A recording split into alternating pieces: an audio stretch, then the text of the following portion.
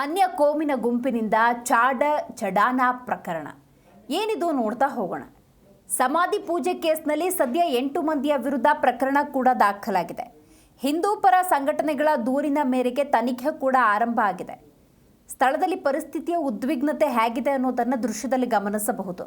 ವಿರಾಜಪೇಟೆ ತಾಲೂಕಿನ ಸಿದ್ದಾಪುರ ಮಾಲ್ದಾರಿಯ ಸಿದ್ದೇಶ್ವರ ದೇವಾಲಯ. ಕೊಡಗು ಜಿಲ್ಲೆ ವಿರಾಜಪೇಟೆ ತಾಲೂಕಿನ ಸಿದ್ದಾಪುರದ ಸಮೀಪ ಬರುತ್ತಿದ್ದು ಮಾಲ್ದಾರಿಯ ಸಿದ್ದೇಶ್ವರ ದೇವಾಲಯ. ಮೀಸಲು ಅರಣ್ಯದಲ್ಲಿರುವಂಥ ದೇಗುಲದ ಆವರಣದಲ್ಲಿ ಗೋರಿ ನಿರ್ಮಾಣ ಮಾಡಲಾಗಿದೆ. ಹಿಂದೂಪರ ಸಂಘಟನೆಗಳು ಈ ಹಿನ್ನೆಲೆಯಲ್ಲಿ ದೂರನ್ನು ಕೊಟ್ಟಿದ್ದಾವೆ.